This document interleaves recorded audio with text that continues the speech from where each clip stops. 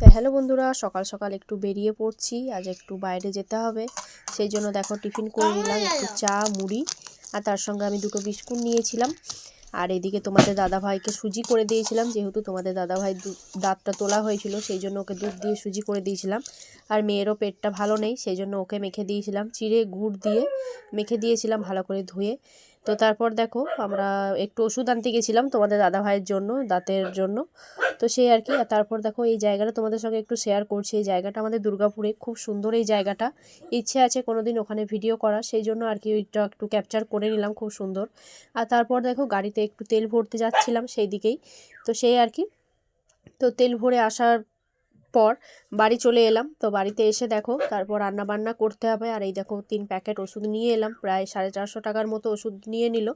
তো আর কি সেই।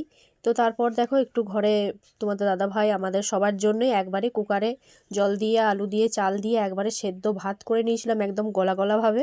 আর আচার দিয়ে আর মাছ ভাজা দিয়ে খেয়ে নিয়েছিলাম। তো এইটুকুনি মিনি ব্লগটা তোমাদের কেমন লাগলো জানিও।